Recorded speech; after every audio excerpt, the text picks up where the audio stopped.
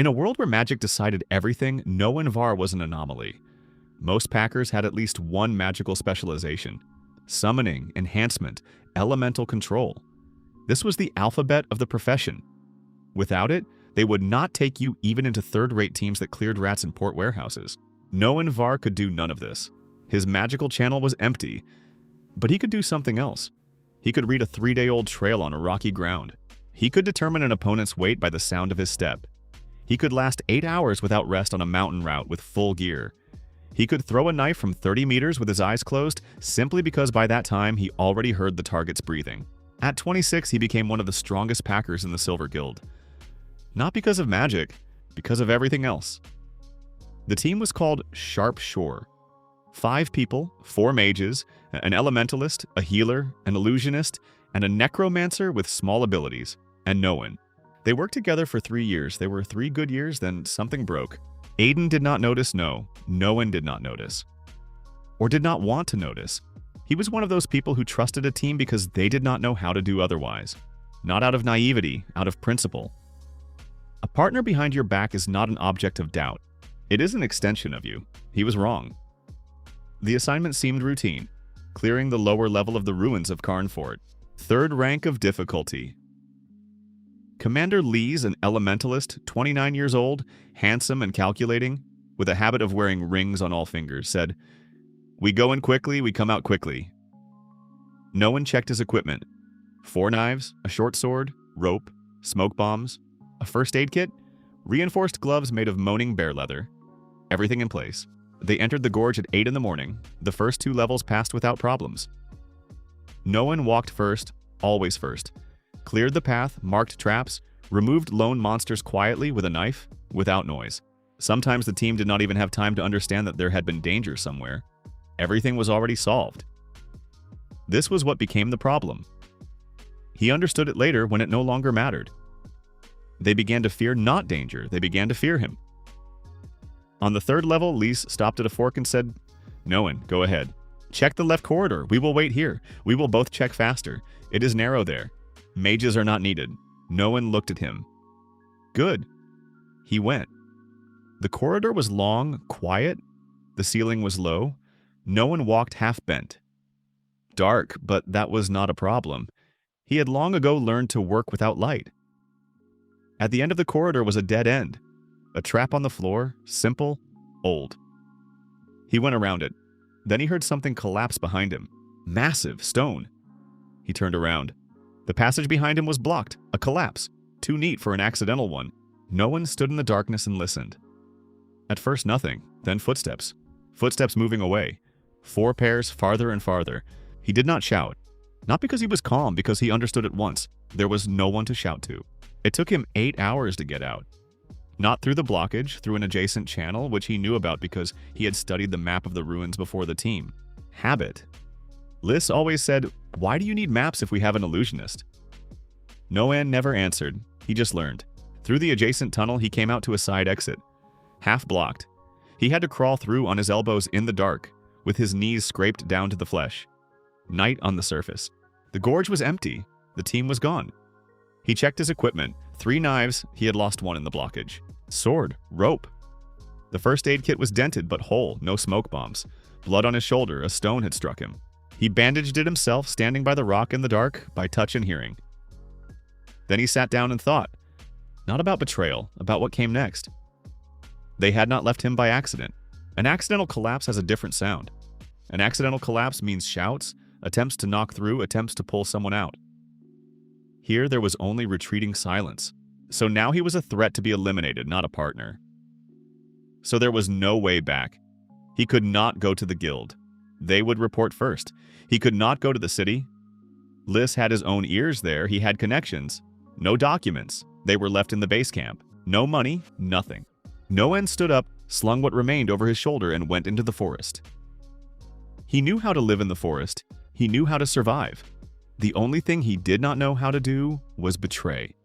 And that was exactly why he was now walking alone through the night forest with 3 knives and scraped knees. Day 1. Water from a stream. First he checked it for cloudiness, smell, and bottom. Normal.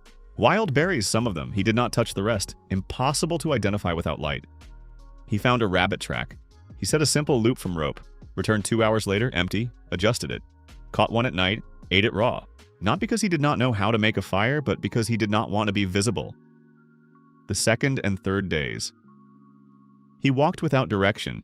He needed distance, not a route. The forest grew thicker. He oriented himself by moss, by the wind, by the nature of the trees. His shoulder hurt, not critical, but every movement reminded him. On the third day, he found an abandoned burrow. Not an animal one, an old human pit, maybe a hunter's cache. He spent the night there. Day 4, he found mushrooms. Definitely edible, he had known them since childhood. He ate. It was the best moment in 3 days. Day 5, 6. It was taking its toll. Not weakness, fatigue of another kind. The kind that accumulates not from physical strain, but from constant readiness. When you cannot relax a single muscle because the forest is around you and you do not know who else is in it. Day 7. The forest began to thin. He saw it from a hill. Small, 20 yards, maybe a little more. Wooden houses, low, old, not neglected. Just built long ago and not painted for a long time. Fields nearby were empty. Not unharvested fields, but exactly empty. The earth was dark, without crops. From the hill it looked like life. No one did not think. He simply went down. He walked as fast as his body allowed. A week in the forest had done its work. His legs moved mechanically, his shoulder pulled, his head was light from hunger, in that unpleasant way when thoughts form slightly slower than needed. But he walked. Closer to the village, he slowed down. People. Several people by the outermost house. They were not working, just standing. Or sitting. One carried a bucket slowly as if the bucket weighed 3 times more than it should. No one stopped. Something was wrong. Not with the village, with the people. They were gray. Not their clothes, their faces. Skin without color, eyes without shine. Movements slowed like people who have not slept properly for many months. One of them raised his head and saw no one. He was not surprised, just looked. No one took a step forward. "Help," he said. His voice came out hoarse. He had not spoken for a week. The man with the bucket looked at him without reaction. No one took another step. Then the world tilted. He had time to feel his legs stop obeying slowly, as if the ground were leaving from under them. Then something hard. Then nothing. The first thing he understood was warmth. Not hot, just warmth. A blanket, a mattress under his back, something on his shoulder, which did not hurt because it was bandaged properly, not by his method. The second was light. A window, gray sky, morning or evening, unclear. The third was her. A girl sat nearby on a wooden chair. Young, about 20, maybe less. Light hair, braided carelessly, several strands had come loose. Her face was very pale, not sickly pale, but as if someone had removed all the color from it. But not gray like those outside. Alive. Thin. Too thin. Under her sleeves one could make out wrists that seemed fragile. She was not asleep, she was looking to the side, thinking about something of her own. Then she felt that he was looking and turned. Their eyes met. She was not frightened, not surprised. She simply asked in an even voice, "Will you drink?" No one tried to answer. A cough came out, so yes. She stood up more slowly than a young girl should have stood up, poured water from a clay jug, brought it. He raised himself. His shoulder responded, but tolerably. The water was cold. "How long have I—" he began. 2 days, she said. "Fever. It has passed now." 2 days. "You bandaged me?" "Yes, alone?" "Yes." He looked at her. It was not easy. "No," she agreed. "You are heavy." "What is your name?" he asked. "Aina." "Noan," he said. "Thank you." She nodded. Not "you're welcome," just nodded. Like a person to whom words of politeness seem unnecessary in the current state of affairs. He looked out the window. "What is this place?" "The village of Gorn. I saw people when I entered." "Yes, they looked unwell." "Everyone looks unwell," Aina said. "Without complaint, simply a fact. We have looked unwell for a long time." No one looked at her. "What happened?" Aina spoke shortly and to the point, without tears, without strain. As if she were talking about the weather or crop rotation, something familiar, something turned over many times. "It began 2 years ago," she said. "First, the crops. They simply stopped growing. They did not dry up, did not rot, did not sprout. Seeds fell into the earth and stayed there. Then people began to fall ill. Not at once, gradually. First fatigue, then the skin changes. You have already seen it. Gray. Yes. She looked at her hands. I am still holding on, but others are worse. Did you call a doctor? Something flickered on her face. One came from the outer post, said it was a curse, and left hastily. A priest? 3 people came, prayed. She turned away to the window. It did not help. No one was silent. Did it get worse, he asked. Not worse, not better. It just lasts. Aina spoke evenly, but in this even voice sat something that was heavier than any strain. The fatigue of a person who had grown used to carrying. Every day a little less strength, a little less food, a little more people who do not get up in the mornings. Are they dying? Not so quickly, but weakening. 2 died last year. Old people, maybe just age. Maybe not. Noan looked at the ceiling. How many of you are there in total? 43. There were 56. The rest? Left. Those who could, left. Those who could not or did not want to are here. She looked at him. I could not leave. I have a father. Ill? Yes. Worse than the others. Noan slowly sat up on the bed. His shoulder jerked. He did not show it. I need to get up, he said. You need to lie down. I need to look. Aina looked at him for several seconds. Look at what? At the village, at the crops, at the water, at the houses. Are you a doctor? No. A priest? No. Then who? Noan thought. An observer, he said. Aina did not answer at once. You will get up and fall again. Maybe, he agreed. I want to try. She was silent. Then she stood up, took his jacket from a nail and silently held it out. That was agreement. He walked through the village slowly. Slower than he was used to. His body still remembered the week in the forest, the fever, and now it moved not with its usual precision but with caution. Aina walked beside him, did not support him, simply walked. The village of Gorn consisted of 22 houses arranged in 2 uneven rows along the central street. Beyond the village were fields, forest on both sides. To the west a hill, to the east a ravine, and beyond it, barely visible, the gleam of water. People looked at him. Without aggression, without curiosity, with that expression people have when they are too tired to react. An old man sat by a house on a bench, his gaze dull, hands on his knees. No one stopped. What is your name? Bor, the old man answered. Hoarsely. How long has it been like this? 2 years now. What changed first? Bor thought. Water, he finally said. Aina beside him turned slightly. Water? No one asked again. In spring, when it began, the well smell. The old man spoke slowly as if every word cost strength. Then it passed. But I remember the smell was there, like iron. Iron? Yes. No one nodded. Thank you, he went on. Do you think it is the water? Aina asked. For now, I am thinking. The fields looked bad. The earth was dark, moist, not dried out. So there was enough water. He crouched down, took a handful, kneaded it. The earth was rich, dense, not depleted. So the matter was not the soil, he smelled it. Nothing special. Earth like earth. Where do you get water for irrigation? He asked. From the channel, Aina said. It comes from the hill. Can you show me? They went to the hill. The channel was narrow, 2 fists wide, lined with stone. No one crouched over it, looked at the water. Clear, without obvious color, but something. He lowered his hand. On the stones under the water there was a thin sediment. Reddish. Iron. Where does this channel come from? He asked. From the spring on the hill. Has it been here long? Always. And what changed on the hill 2 years ago? Aina opened her mouth, closed it. There, she thought. A tree fell there, a big one, after a storm. The roots were torn out. No one looked at her. Show me. The climb was harder for him than it should have been. He did not show it. Aina was already looking at him with that expression with which a person looks when ready to catch someone. It irritated him a little. Not because she irritated him, simply he was not used to it. At the top of the hill was the spring, small, breaking out from under a stone and flowing along a groove into the channel. Next to the spring was a stump, large, old. The tree had fallen long ago, the roots had almost disappeared, but the hole from them remained. The hole was 5 steps from the source. No one approached the hole, looked. At the bottom was a brown coating, rust-colored, wet. He lay on his stomach and smelled it. Iron, he said. Is that bad? Depends on the concentration. He stood up, brushed off his jacket.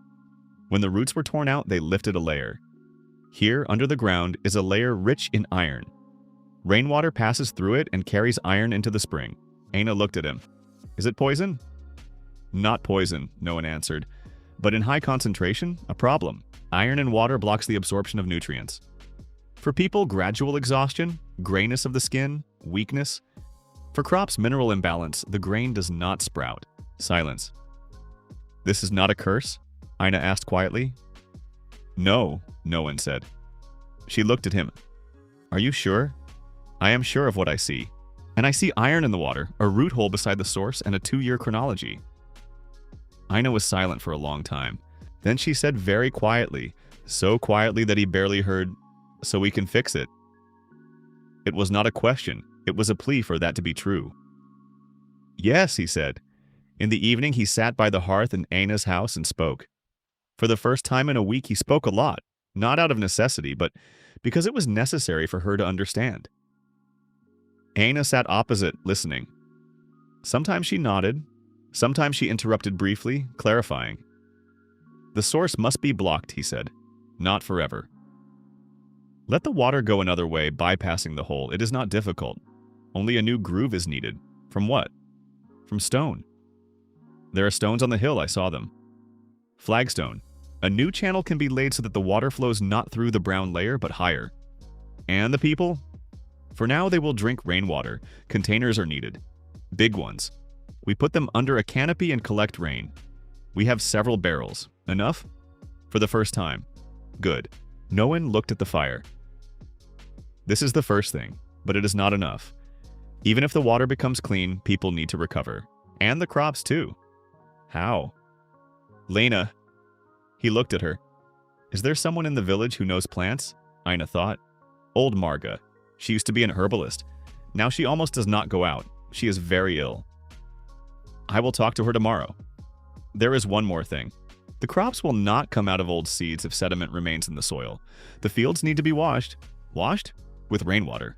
A lot, several times. This will dilute the iron layer in the soil. Long, but it works. Aina looked at him. You know all this. From where? No one was silent for a while. From books, he said. I read a lot. In the profession, one needs to understand terrain. You are a packer? He looked at her. Was. Something in his tone Aina apparently felt. She did not ask, why was? She simply nodded. They sat by the fire for a long time after that. Outside was a quiet evening, a gray village, and the first plan in 2 years.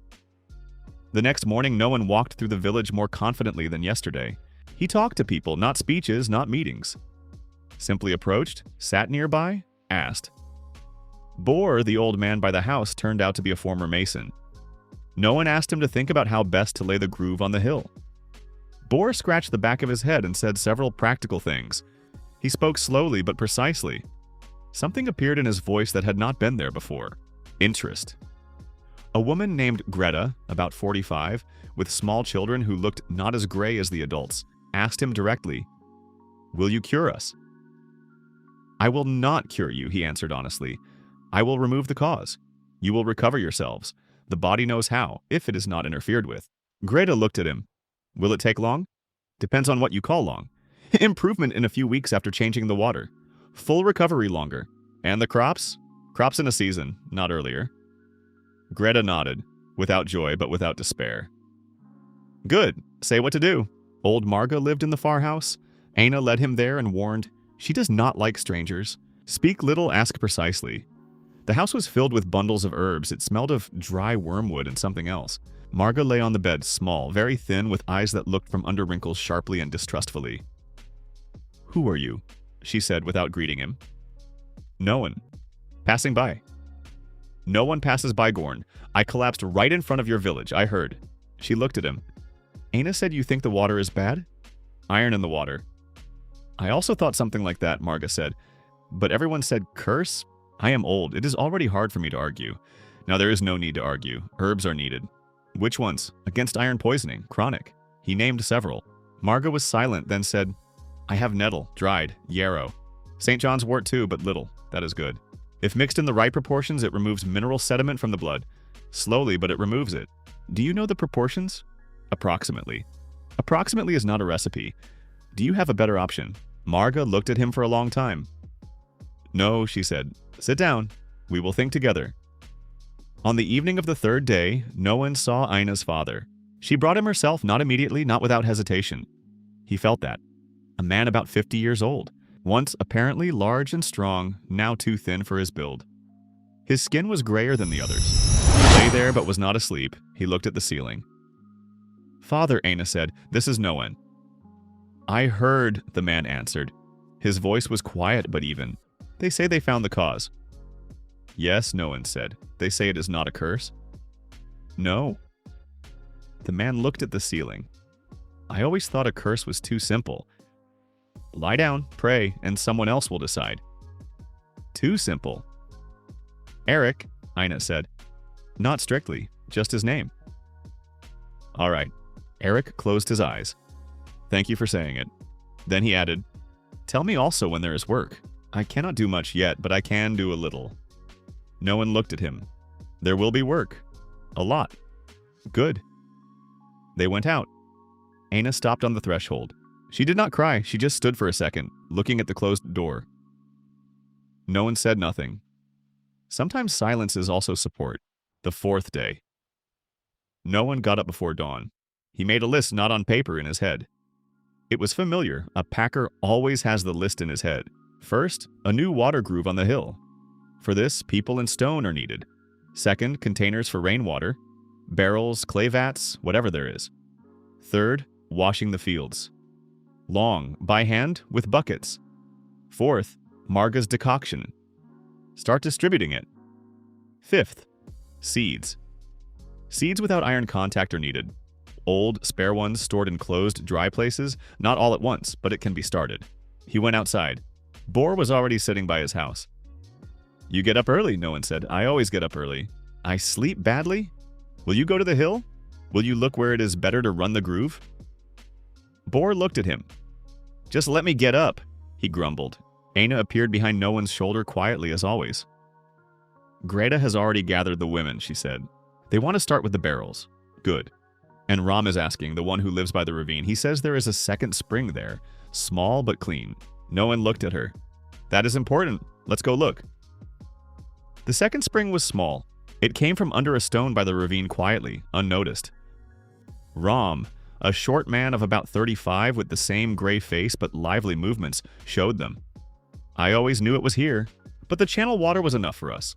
No one lowered himself to the water, smelled it, tasted it slightly with his tongue. No metallic taste. Clean, he said. Aina exhaled. So until we make the groove, we can take it from here? Yes, it will not be enough for everything, but enough for drinking.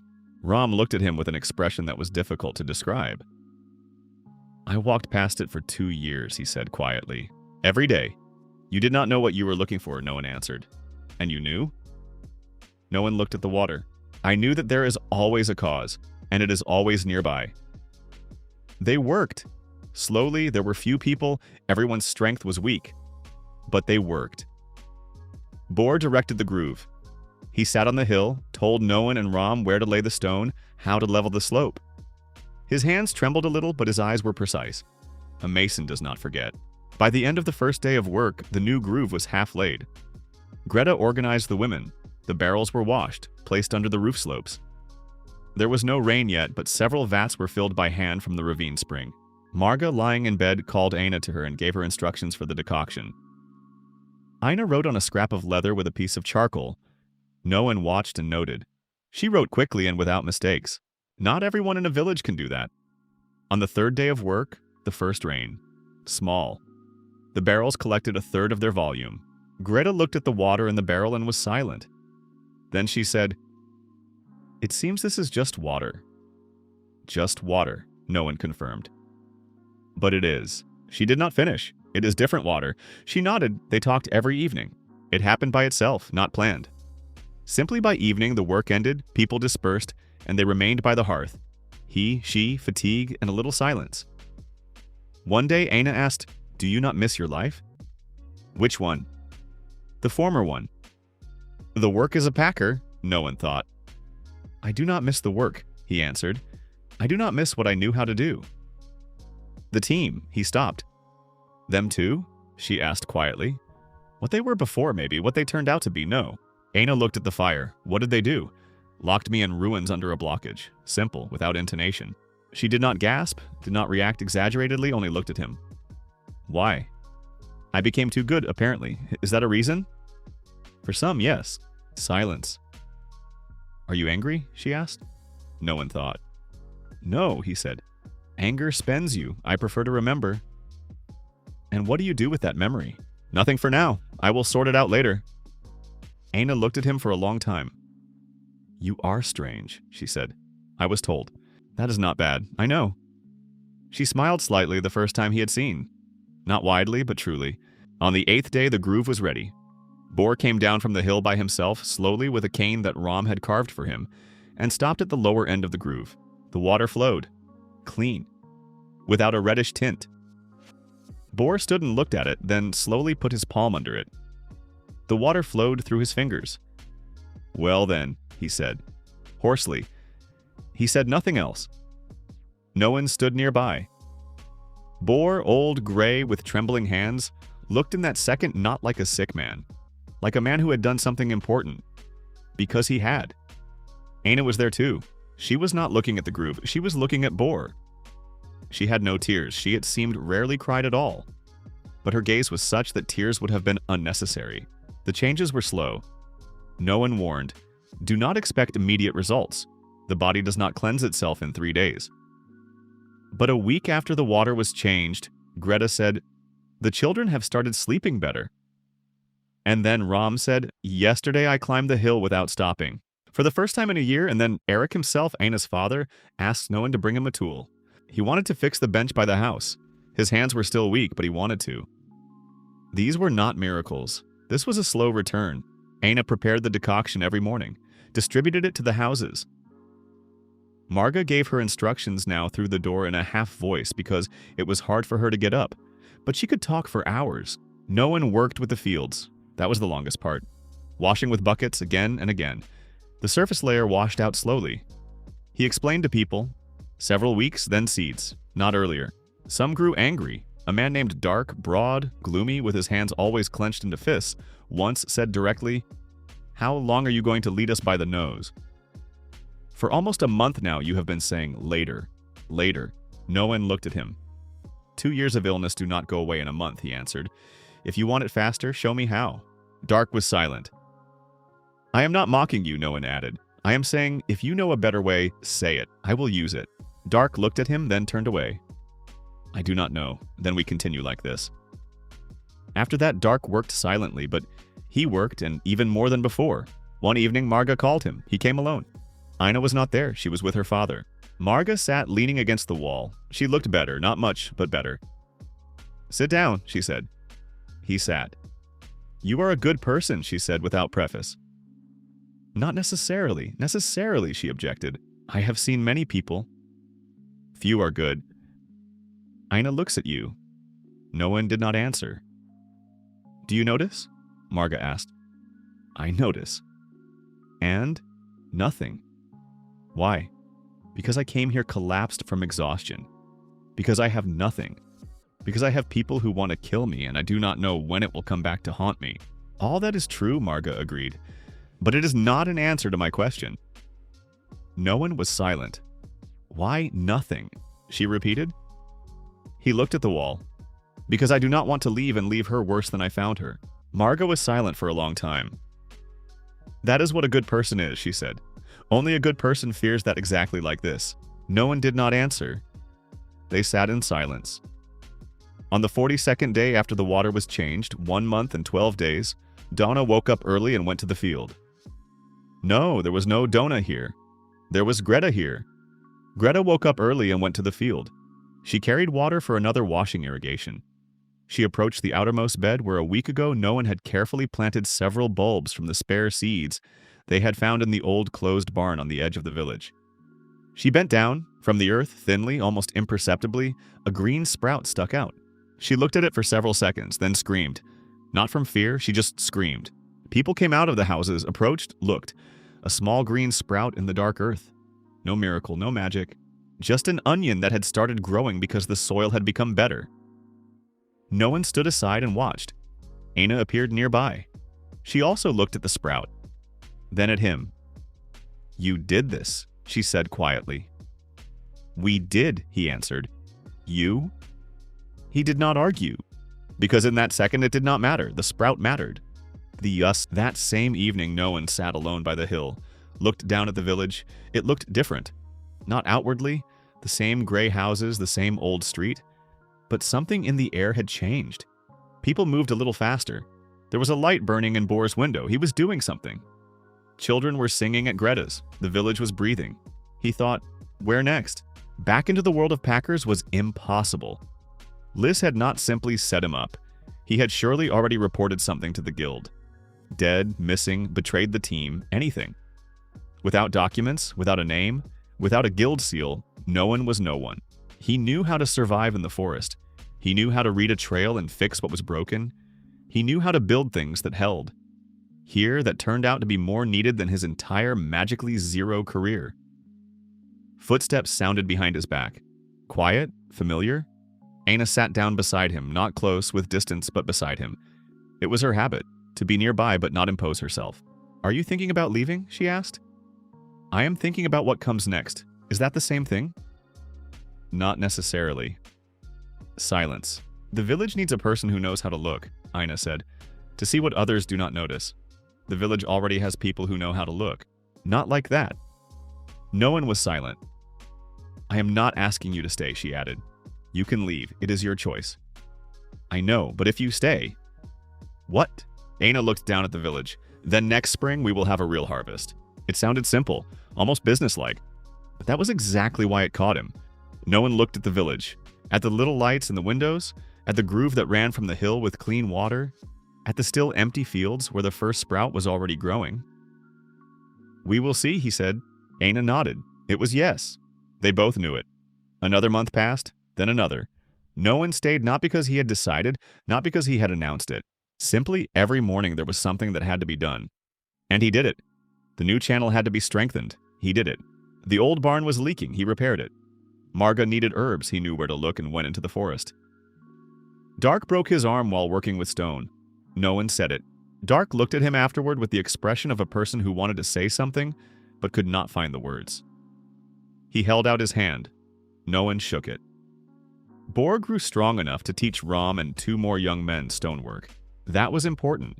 No one understood one could not build a village on one person. The crops sprouted, not all of them, not at once, but they sprouted. For the first time in 2 years, Aina cooked not only fish soup, but something with greens from her own garden. Small, personal, laid out by the eastern wall of the house. She handed him a plate silently. He ate silently, then said, "Good." She did not answer, but she took away the plate with such an expression as if it had been an important word. One evening, Eric, Aina's father, approached him. They had never talked for long, but now Eric came out into the yard, sat down nearby, and was silent for a long time. "She does not talk about the past," he finally said. "I know, but it exists. Everyone has it." Eric nodded. "You do not talk either." "No, is it not scary?"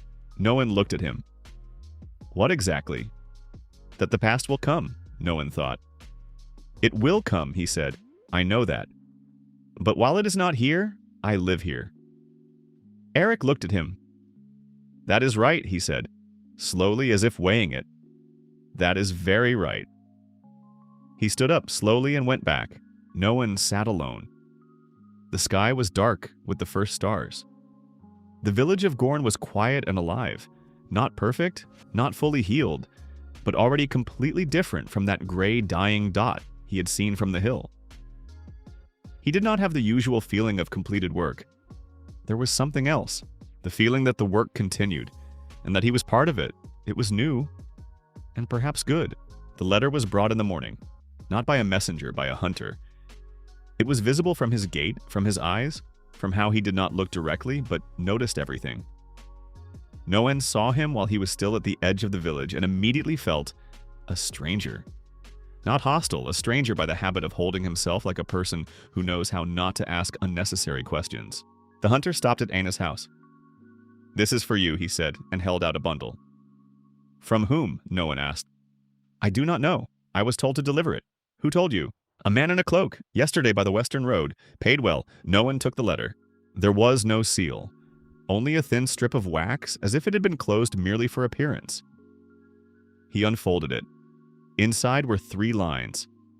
"I was not the one who found you, but soon I will find you myself. What remains is to decide what to do with the village." There was no signature, and none was needed. Aina stood nearby and saw everything. "Who is it?" she asked quietly. No one was silent for several seconds. "Lise." She did not ask again, because from his face she had already understood that this was not a name from the past. This was the past. No one did not go into the house immediately. He stood in the street, the letter in his hand, and looked at the village as if he saw it for the first time. And saw it in a new way. There was Bohr's house, where hammers had been knocking for 3 days in a row. He was teaching the young men stonework. There was the field where Greta and the women were weeding the green rows. There were the children who ran by the fence and laughed. There was Aina by the door, pale, her palms clenched. And suddenly he understood. If Liz had come, the village had already become part of his life so much that protecting it would hurt. And pain is a weakness that must not be allowed to grow. But it was too late. He had allowed it. He clenched the letter in his fist. "What is there?" Aina asked. "A threat? To you?" "To us." Silence. Eric came out of the house, looked at no one, then at the letter, then at his face. "Bad news?" he asked. "Worse," no one answered. "Old news." In the evening, no one told everything. Not immediately, first only to Aina, then to Bohr, then to Eric, then to the rest, when there was no longer any point in keeping it inside. Liz was the commander of Sharpshore, a high-level elementalist, calculating, polite, and very fond of making everything look like a fair decision. "He was your commander?" Greta asked. "Formally, yes. And he betrayed you?" "Yes." Dark, as always, did not like understatement. "Why?" No one sat on the bench by the house and looked at the ground. "Because I became too noticeable, too useful, too inconvenient. People fear what they cannot control. Are you a mage? No, then why?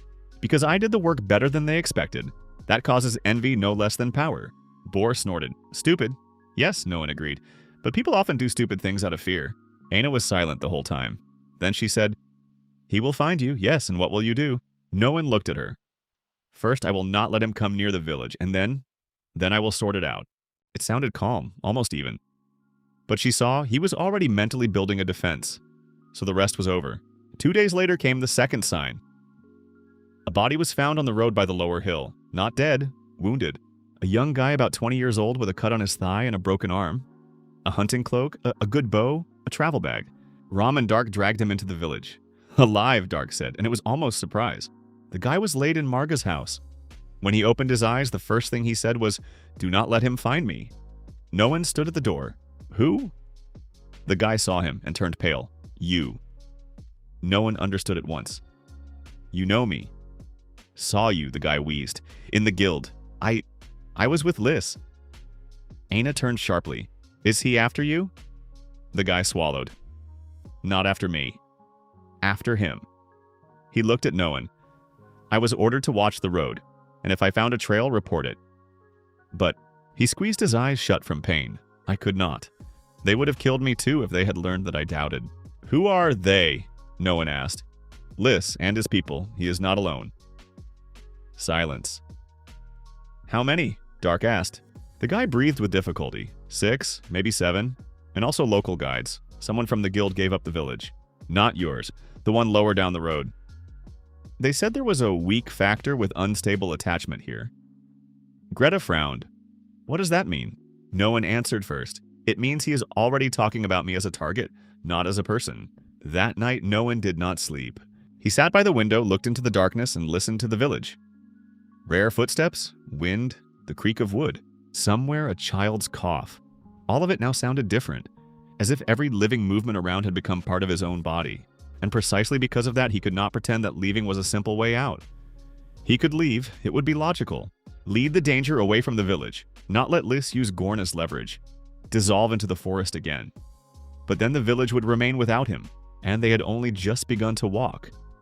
Only just begun to grow. Only just begun to live. Aina appeared in the doorway without knocking. I knew you were not sleeping, I heard. She sat beside him on the windowsill. Are you thinking of leaving? He was silent too long. Yes, he finally said. It is the safest option for you. For us, maybe, she answered. Not for you. He looked at her. Why? Because you are no longer alone. She said it very simply without playing at closeness. And if you leave afterward, you will still think that you abandoned us. He looked away. Aina continued. You are afraid of being the cause of trouble, yes? Yes, and if you stay, then it may come here, it may. Noen clenched his fingers. I do not want anyone to die because of me. Then do not decide this alone, Aina said. We are not pieces of wood. We know how to choose for ourselves. It was cruelly honest. And right. The next day he gathered everyone, told them about Lys, about the team, about the letter, about the fact that the hunter was already here, about the fact that they were almost certainly looking for him in the village. Gorn frowned. Why exactly here? Because I am here, but how did they find out? No one was silent for a while. Trails could have led through me. Through merchants. Through the hunter. It does not matter. They found out. Bor slowly raised his head. And what do you suggest? No one looked at the faces. Tired. Still gray in places, but no longer lifeless. People who had learned to hope, and therefore risked more strongly. 2 options, he said. I leave alone, or I stay and prepare the village for defense. Dark immediately said, You stay. That is not for you to decide. Then who? Greta asked. No one did not answer at once. Then he said, You. Silence. If I stay, he continued, Lys may come here. That is a risk. If I leave, the risk is lower. But you will remain without me. I cannot choose for you. People were silent. Aina looked straight ahead. We will choose together. Yes, Gorn said quietly. Together. Then Bor nodded heavily. I want him to come here and do whatever he wants. If there is a chance to prepare, we prepare. Dark added, If you leave, we will still prepare. But without you, it is worse. Eric, who had been silent until then, said, You are already here. So stay and do what you know how to do. That was the decision. Not without fear, but a decision. No one slowly nodded. Then we prepare.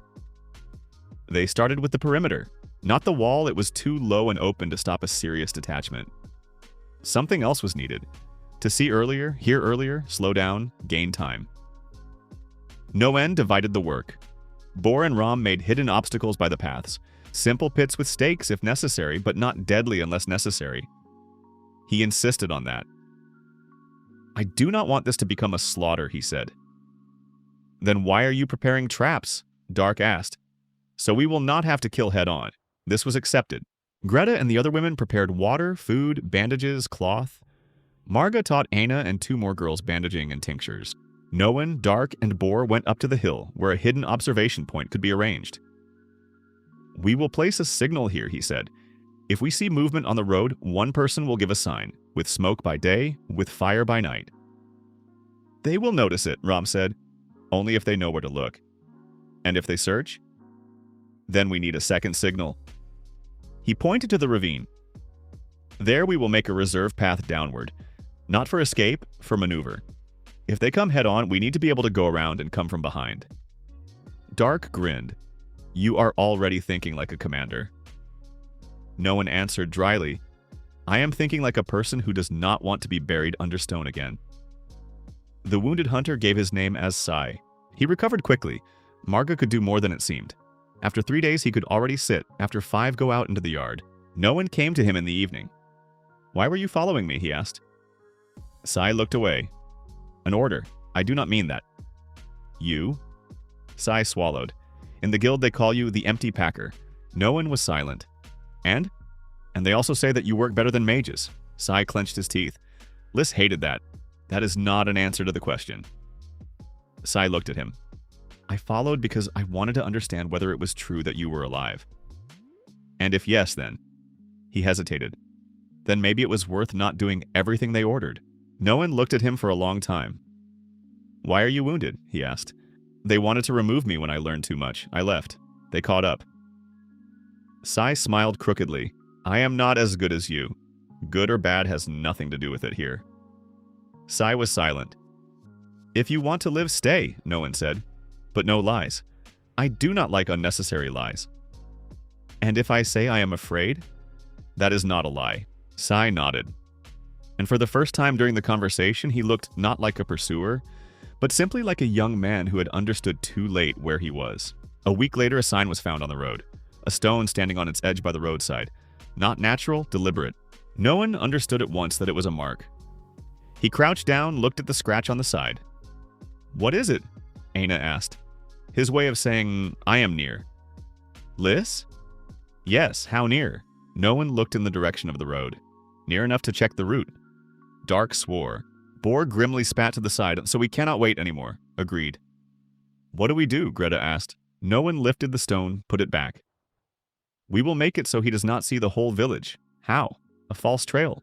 False movement." He looked at Sai. "You will help." Sai flinched. "Me?"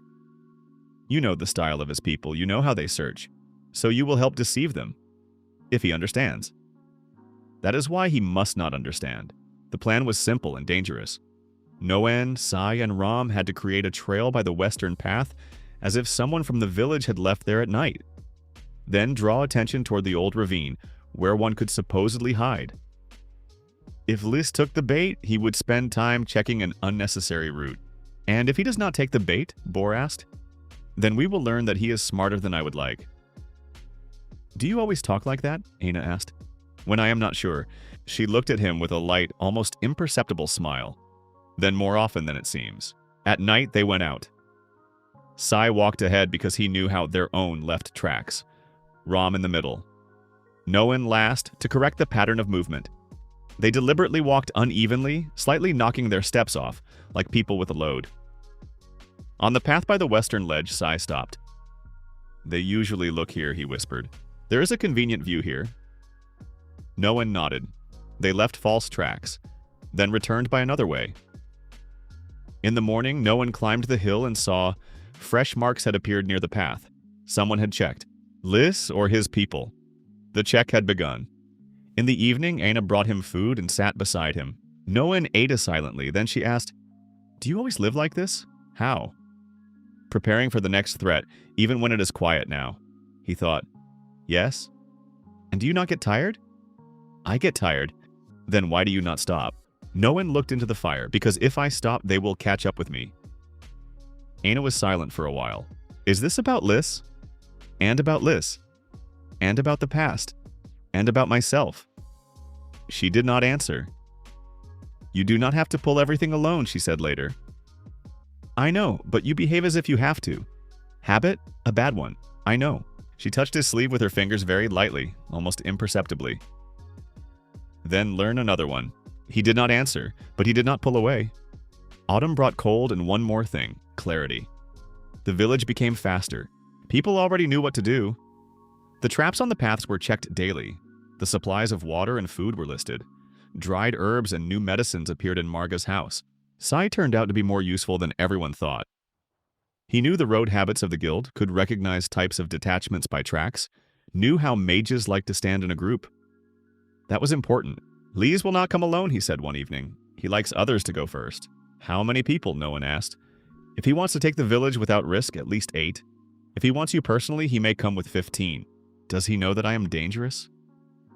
Sai looked at him as if the question were strange. "He knows that you are better than most. That is enough." No one nodded.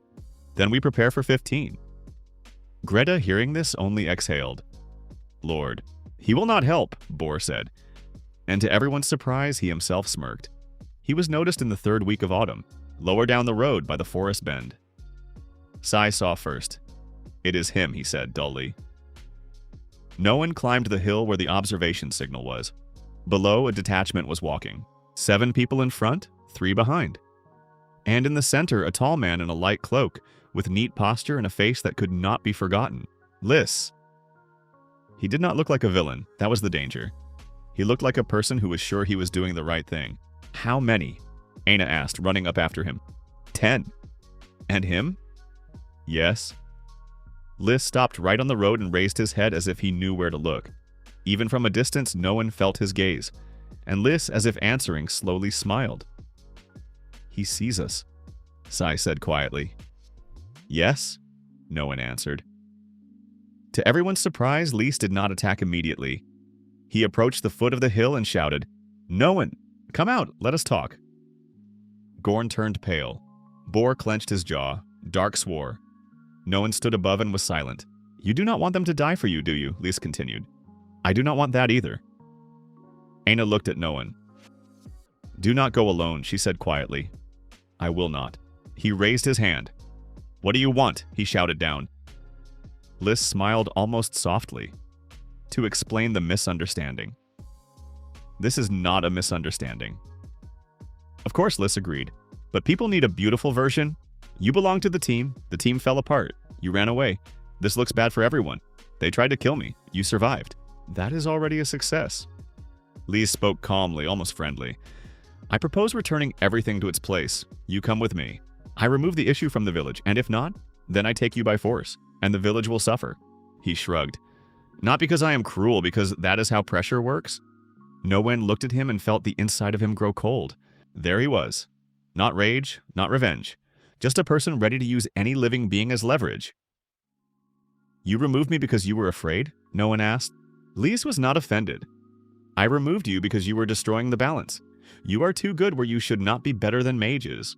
It raises questions. A convenient word. Practical." Silence. "No," no one said. Lys sighed as if this was the expected result. "Then we will have to do it differently." The first two of Lys's people went upward. No one did not wait any longer. "Now!" he shouted. Bor and Rom activated the hidden pit by the side ascent. One of the mages stumbled, fell waist deep, and swore so loudly that even no one heard it.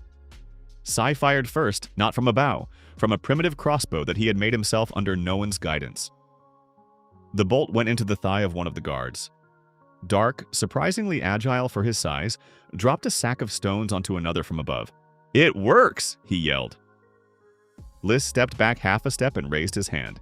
The air before him trembled. Elemental magic. Not powerful, but precise. A stone by the wall exploded into fragments. No one rolled down the side path, using the slope like a familiar route. Moved closer from the flank. Not head-on. Never head-on if there is another way. Lys saw his approach. "Still the same," he said with unpleasant warmth. "Fast, stubborn, not a mage." "Still lying," no one answered. "A lie is a form of control. That is why you are an empty person." Lys smiled. And at that moment he struck. No one did not defeat him with strength. He defeated him with habit. Lys was used to no one going where it was advantageous. He expected a direct attack, expected a knife, expected a rush. No one did something else. Dropped onto the ground a sack of dried lime, which he had hidden by the path in advance. When Lys stepped forward and raised his hand for a spell, no one crushed the sack with his foot. Dust flew into the air. Lys blinked. That was enough. No one struck not him but the ground nearby. A stone with a crack chosen in advance. A shift. Small but precise. The support under Lys's feet went away. He did not fall deep but lost his balance. And then no one was beside him. A knife at his throat. One step and that was it. Lys looked at him from below and for the first time something like alarm appeared on his face. "You will not kill me," he said. "No," no one answered. "Because you are not like that. Because you need a trial." Lys smirked, but uncertainly. "A trial by whom? You? The village? Those whom you tried to break?" No one held the knife steady. Lys did not twitch. "Do you think this is the end?" he asked. "No." "Then you still do not understand how many people stand behind me. I understand enough." He pushed Lys back and tied his hands. After the fight, the village did not rejoice, because this was not a victory in the usual sense. 2 people were wounded. One of Lys's guards seriously, but alive. Dark received a cut on the shoulder. Sai, an arrow in the thigh. Bor dislocated his wrist but did not break it. Lys sat tied in the house under guard. Greta asked, "What do we do with him now?" Aina answered before no one. "Hold him." Gorn looked out the window, beyond which it was growing dark. He will not leave this just like that. I know, Noen said. So they will come again. Yes, and more of them. Yes. Silence. Then Bor said, but now he knows that we are not just a village. It sounded like a fact. And perhaps it was. No one went down to him at night. Liz sat by the wall, tied but already calmer. He saw no one and smiled. Came to finish it, came to ask. Well then, ask. No one sat opposite. Why did you betray me? Liz shrugged as much as the ropes allowed. Because you were too good. Everything is simple, that is not a reason. Not for you, for me, yes. He looked at the ceiling. You do not understand how the system works, Noen. The people above us do not like those who do not fit in. You were useful while you were a tool. Then you became a threat. You could have left and lose everything. You lost me. Liz slowly turned his head. Do you think you were the only one who could be sacrificed? Noen was silent. No, Liz said. This is not personal, this is order. You call betrayal order, I call it survival. Noen looked at him for a long time. Then we are different. Liz smirked. Yes, and that is exactly why you are here and I am still talking. In the morning, the village gathered. They had to decide what to do with Liz. Kill him? Let him go? Exchange him? Noen stood silently. He did not want to be a judge, but he was the one it concerned most of all. Aina was the first to say, killing him here means starting something that cannot be stopped afterward. Dark did not agree at once. And if we let him go, he will return. He will return, Greta said. But he already knows this place is not empty. Bor, as always, said harshly, in my life, few people have caused me so much trouble that I would want to keep them alive. But if we kill him, there will be more of them. Gorn was silent for a while and added, he must leave not free, under oath, and with the condition that he passes on, at least part of the truth. Sai, sitting pale because of the wound, said quietly, he will not pass it on. Then at least we will learn whom he fears, no one answered. Everyone looked at him. He said, we let him go. But not just like that. With a condition, he takes his people away and passes upward that Gorn is no longer an empty place. That people here are ready to defend themselves. And one more thing. He will say that they came for me not for nothing. This will make them doubt. And he will agree? Aina asked. No one looked at the door where Lys was being held. No. But he has little choice. Lys was released a day later. Not without conditions, not without warnings. He left with his hands tied for a while, with a wounded shoulder, and with the look of a man who remembered the place where he had lost for the first time not to magic, but to another person's choice. In farewell, he said to Noen, you will regret not killing me. Noen answered, perhaps. Lys smirked and went down the road. Aina stood beside him. And that is all? She asked. No, Noen answered. This is only the beginning. She looked at the village, at the grass, at the houses, at the people who went back to work after the alarm. Are you staying? She asked. He did not answer at once. Then very quietly, yes. Aina did not smile widely. She simply exhaled, as if she had been holding the air for a long time. And that was enough. 2 months later, the field gave a harvest. Not rich, not large, but real. Greens, root vegetables, a little grain. What had once died in the earth now came out. Greta cried when she pulled out the first firm turnip. Bor sat silently and watched the young people carry baskets. Marga, already almost back on her feet, said, I told you water decides a lot. You did, Noen answered. Aina came up to him with a basket of greens. You understand, don't you? She asked. What? That you are no longer just a random person who fell into our village? He looked at her. Then who? She thought for a second. The one who stayed. Noen did not answer anything, because that was more precise than any title. After the first harvest, the village seemed to breathe out. Not because it became easy, it did not become easy. Simply a result appeared, and that changed everything. People began to work with a different back, a different gait, a different look. When you yourself have pulled food from the earth, you no longer have only hope, but proof. No one noticed it at once. Earlier in the morning, people went to the fields as to an obligation. Now as to a place where something could be lost, and therefore something could be protected. Aina began to smile more often. Not much. But if before her face had been tense even in silence, now there was softness in it. Eric grew strong enough to walk to the hill again without help. Bor could finally work a full day. Dark stopped holding his shoulder as if it were about to fall off after the fight with Lisa's people. And Lis? Lis disappeared from the life of the village, but not from its memory. His visit was recalled rarely. Not out of fear, out of fatigue. People do not like chewing over such things. No one, however, knew better than others. If an enemy leaves, it does not mean he has given up. It means he is counting. That was exactly why every morning he climbed the hill and looked at the road. Two people came to the village. Not soldiers, not hunters. A merchant and a messenger boy. The merchant was plump, balding, with expensive boots and a manner of speaking, as if he was already tired of other people's problems before he had heard them. The messenger was thin, no older than 15, with a bag behind his back and eyes that were too quick. He stopped at the entrance and asked for water. Ina brought it. The merchant drank, wiped his mouth with his sleeve, and said, "I need to speak with whoever is in charge here." No one came out himself. I am in charge. The merchant looked him over with obvious doubt. Seriously? Yes, well, all right. He reached into his bag and pulled out a bundle. Then this is for you. No one took the bundle and immediately noticed the familiar mark on the wax. 3 lines and a circle. The seal of the Chancellery of Hesse. Aina tensed beside him. What is it? She asked. No one unfolded it. It was not a letter. It was a demand. The settlement of Gorn is recognized as an unregistered object on Crown land. In case of refusal to register and pay a share of the harvest within 20 days, an inspection team will be sent to establish order.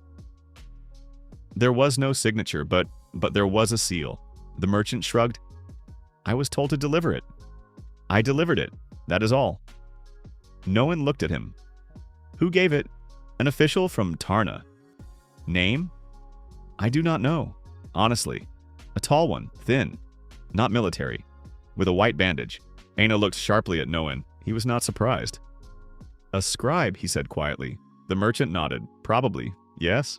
The council was gathered that same evening. Gorn reread the letter 3 times. They want a share of the harvest, Bor said. That is putting it mildly. Dark answered. They are already putting us on a list. A list does not mean slavery? Greta objected. Then what? Dark asked. We do not know yet, Noan said. But this is a form of pressure. They are checking whether we will submit. Sai stood by the wall, arms crossed. It is standard. First they demand a share, then people, then the right to appoint an elder. And if we refuse, Aina asked?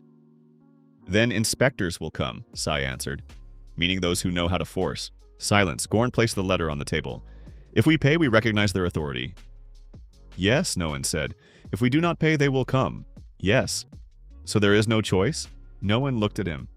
There is always a choice. The only question is how much it costs. Eric shook his head. And if we give a little? That is recognition too, Noan said. But not necessarily capitulation. We can win time. Dark frowned. Time for what? To become more dangerous than we are now. Bor spoke the next morning. Not in the circle, not at the council. He simply approached Noan in the field when he was checking the ditches. I thought at night, he said. That is rarely useful. Do not be clever. Listen. Bor poked a finger toward the hill. We have stone. We have water. We have earth. We have people. But we do not have what they want from us. Harvest? Not only, they want to see that we depend on them. Noan looked at him. And if we arrange trade ourselves instead of waiting for them, we are already not dependent. Bor spoke slowly but confidently. We have fish, stone, herbs, a little grain. In the valley there is iron, cloth, salt. We can trade with those who are not under them. No one fell silent. It was reasonable and dangerous. Who will risk traveling, he asked. I will, Bor said. No one raised his eyes. You? I am old, not completely useless, and no longer so interested in whether they kill me or not. Bor grinned. And if I go not alone but with Sai, it might work. Sai was just passing by and heard. Me? He asked again.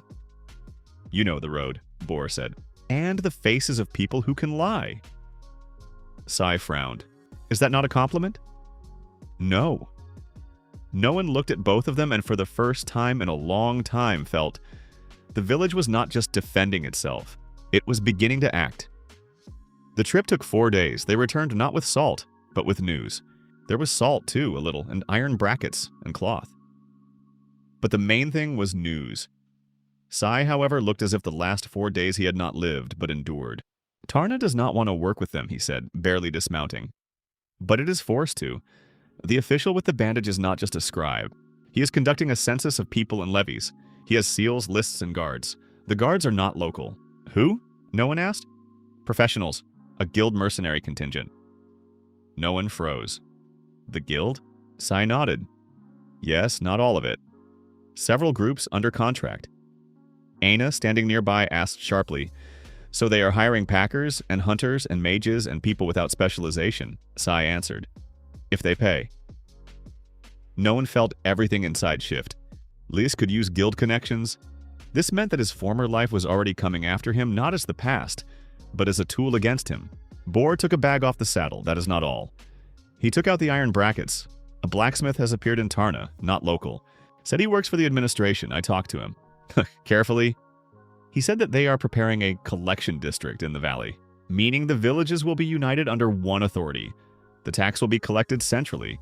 Gorn turned pale. So they are not just registering us?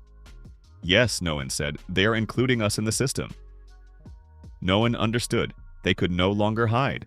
While they were just a village on a hill, they could be not noticed. But after the letter and the levies, that was already impossible. Sooner or later, people would come who wanted to show that authority worked, so they had to make an attack on them costly. He gathered everyone. "We need not only defense," he said. "We need the appearance of strength." Dark snorted skeptically. "What does that mean?" "A tower on the hill. Not high, for observation and signals, and also a second way down, hidden, so that we can leave or come in from the flank." "We already made hidden paths," Bor said, "but it is still not enough. Therefore, one more thing." No one looked at Aina. "We need to organize crafts, not only food, metal goods, fabrics, dried products. If we start trading ourselves, it will be harder to squeeze us." Greta thought, "And what can we do better than others?" No one looked at Bor. Stone, fish, herbs, leather straps, simple tools, and possibly what they do not have, honesty. Bor smirked. "Honesty in trade? Stupidity?" No, no one answered calmly. Rarity. The construction of the tower became a new milestone. Not large, only 2 levels. The lower one was for signal storage, the upper one for observation. Stone was taken from the southern slope where the rock yielded more easily. Noan himself insisted on the slope of the walls, less wind impact area and better stability. Bor grumbled, "I know how to lay stone." "I know," Noan answered. "But we are not building a house, then what?" A warning. Aina carried water to the workers. Greta and the other women prepared food right on the spot so people would not disperse. Sai held the perimeter and watched the road. Dark and Eric pulled heavy slabs. By autumn, the tower rose above the plateau like a short finger pointing downward. Not threateningly, warningly. Noan climbed to the top first. From here, the road to Tarna, the forest, the ravine, the old fork, and the distant stretch could be seen. Everything they needed to see. "Now we are not blind," Bor said from below. Noan looked at the horizon. Not for now. The inspectors came in the middle of autumn. 3 in gray, 2 armed guards, and the already familiar scribe with the white bandage. Noan noticed them from the tower. "They are coming," he said. No one was surprised. They had prepared for this. Gorn met them at the entrance to the village. Politely, calmly, too calmly. "Welcome to Gorn," he said. The scribe looked the village over. "You received the notice?" "Yes," Gorn answered. "Response?" Gorn looked at Noan. Noan nodded barely noticeably. "We are ready to provide part of the harvest," Gorn said. "But not the entire share at once. We had a bad year." The scribe raised an eyebrow. "You have a harvest?" "A little," Gorn said calmly. "But we are ready for negotiations." It was a good lie. That was exactly why it sounded plausible. The scribe looked around. "You have a tower."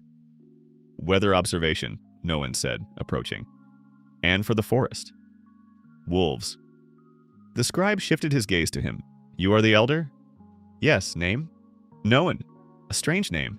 People get used to it." The scribe smiled thinly. "You are more reasonable than I expected." "And you are younger than your documents," Noan answered. The guards tensed. The scribe, however, did not change in face. "I did not come for a quarrel. I came to assess whether it is possible to include your settlement in the general framework." It is possible, no one said. And first we need to know what you offer in return. The scribe looked at him for a long time, then nodded. Next time we will probably talk about land rights. No one was not surprised. We will talk. The scribe left with an expression that promised nothing good, but also did not mean an immediate attack. It was worse and better at the same time. As soon as they left, the village exploded with questions. What does this mean? Will they come more often now? What rights? Will they take us? No one gave them a minute, then raised his hand. Silence. It means we have become visible, he said. Whether that is good or bad depends on us. They will want the land, Bor said. Yes, and a share. Yes, and people. No one held the pause. Possibly. Greta turned pale. Aina stood beside him. But if we are stronger than they expect, she said, they will have to take us into account. Sai quietly added, and if the official comes back without guards, it means he is afraid.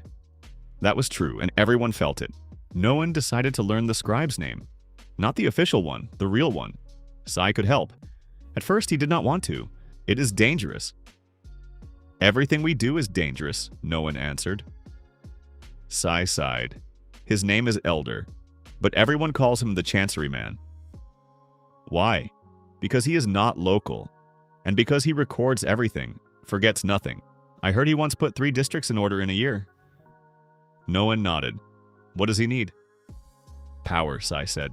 Not war, power. That was the most unpleasant thing in the story. Because a sword is understandable, paper is not. No one looked at the road. So they will pressure not only with force, yes? Sai was silent for a while.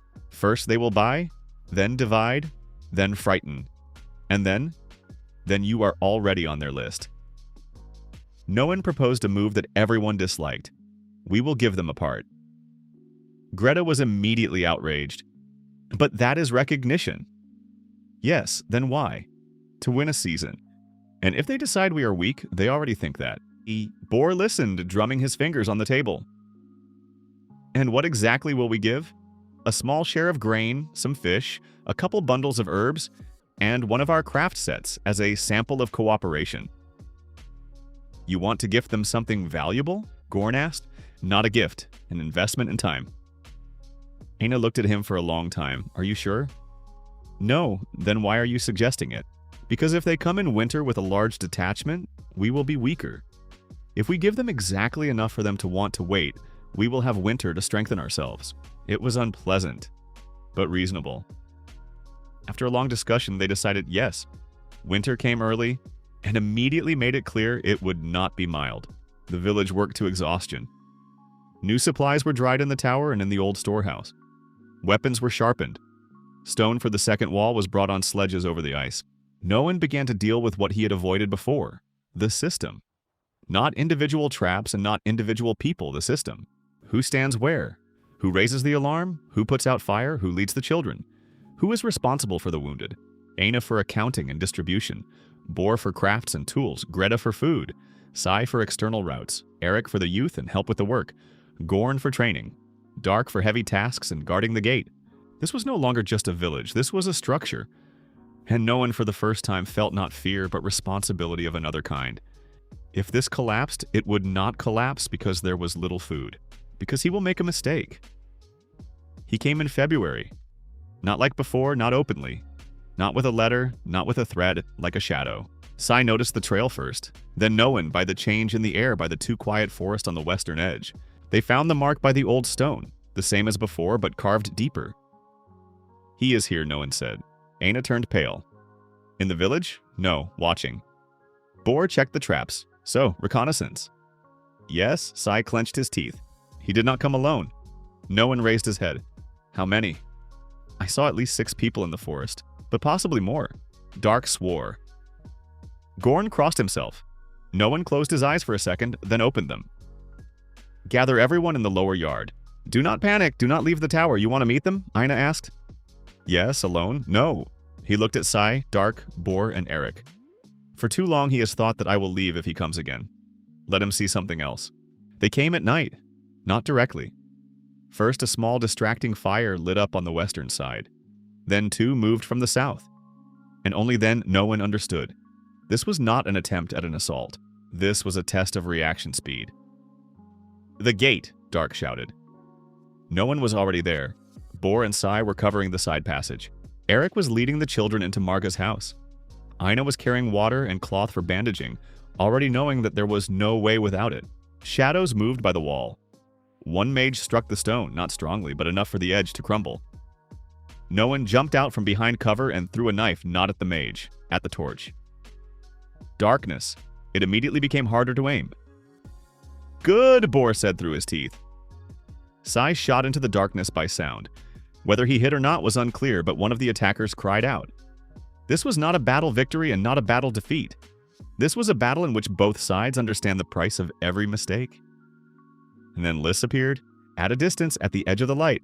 "No one," he shouted. "I see you still love walls." No one did not answer. Lys was smiling almost cheerfully. "You can keep hiding. But you do understand. I will always find a way to bring order here." No one raised his voice. "This is not order. This is fear in beautiful clothes." Lys laughed. "And your village, is it not fear? Fear of hunger, fear, illness? The only difference is that you call it home." It hurt because it was partly true. No one did not show it. "Leave," he said. "Or what?" No one looked straight at him. "Or next time you will not leave." Lys was silent for a second, then stepped back. Not because he had lost, because he saw that the village was ready, and that did not suit him. In the morning everyone was tired, but the village held. Aina was bandaging Sai. He had a cut on his forearm. Dark sat with a burned hand. Bor grumbled that everything hurt, but continued commanding the repair of the wall. No one looked at them and understood. Lys had not broken them. He had only strengthened what was already there. Eric approached him later. "You were not wrong to stay," he said. No one did not answer at once. "Not yet. That is already good. Not sure." Eric smirked. "Good decisions are rarely certain." No one looked at the village. "And bad ones? Bad ones are usually very certain." In spring, a new order came from Hesse. Not through a letter, through an envoy and 2 armed men. They did not enter the village. They stopped on the road and delivered it orally. In 1 month, there will be a general registration of the region's settlements. All elders are to appear in Tarna. Failure to appear is equated with refusal of royal protection. Gorn, hearing this, only snorted. Protection. "This is not about protection," no one said. "This is about control." Bor looked gloomily at the road. "And what will we do?" No one stood for a long time, then said, "We will go." Everyone turned to him. "I will go," he continued, "not alone. Sai, Bor, Aina, possibly Gorn. We must see what they are preparing. If we do not go, we will be blind." "And the village?" Aina asked. "It will remain under protection. Under whose?" No one looked at Dark. "Under yours and Eric's, and everyone who knows how to hold the line." Dark exhaled through his nose. "Sounds like too much responsibility." "Welcome," no one answered. They traveled for 4 days. Tarna turned out to be larger than no one had expected. Dirty streets, warehouses, administrative buildings, guards, a market, and long lists on the walls. Everywhere people were tired, busy, hurried. Paper, seals, marks, accounting. An elder the scribe was waiting for them in the administrative courtyard. He had barely changed, only become even calmer. "No one," he said. "I am glad you came." "I am not glad," no one answered. Elder smiled. "And yet you are here." He shifted his gaze to Aina, Bor, Gorn. "Your settlement has been entered as a self-organized mountain community. This is a rare status." "What does it mean?" Gorn asked. "It means that you can keep internal governance, on the condition of tax and reporting." No one did not blink. Why such generosity? Elder looked at him attentively. "Because there are people who understand the value of stability, and because your site is more convenient not to break, but to use." There it was. No one understood. They did not simply want to subdue Manet. They wanted to build it into the system as a resource. "Do you have a question?" Elder asked. "Yes," no one answered. "What do you call stability?" Elder held the pause. "That which does not interfere with the crown's expansion." The conversation continued for almost an hour. Elder offered terms: tax and grain, fish, and craft goods, regular reporting, access for Hessen collectors to the road through the plateau. In return, status, protection from external detachments, and the right to an independent council of elders. It sounded almost like a compromise. Almost. No one listened and understood. If they agreed fully, the village would become a node of the system. If they refused, force would come. He chose a third option. We agree to trading status, he said, without the permanent presence of officials. Elder raised an eyebrow. That is not within our authority. Then call those who have authority. You understand that this will increase the pressure? Elder asked softly. You understand that if you press too hard, people break in the wrong direction, not the one you want? Elder looked at him very attentively, then said, You are a dangerous man, Noen. You noticed too late. On the way back, Aina was silent almost the entire day. Only in the evening, by the fire, she said, You wanted to bargain for freedom from the village? Not complete freedom, then what? Time. You always say time. No one looked into the fire. Because time is what is lacking when there is pressure. And if they do not give it, then we will act differently. Aina turned to him. You no longer think you can simply stay aside. No. Is it because of Liss? Because of Liss. Because of Elder. Because of the village. Because I understand, if you do not build your own system, you will be built into someone else's. She looked at him for a long time. You have changed. Yes, for the better? No one almost smiled. Ask me after next winter. In the third year, the village was no longer the one no one had seen from the hill. It was a settlement, with a tower, a hidden exit, a storehouse, a craft yard, channels, stone walls, fields, and people who knew that they were not an accident. And yet no one understood. The real struggle was only beginning. Because now they would have to not only survive, they would have to defend the right to be themselves. Aina stood beside him when he looked at the road. What are you thinking about?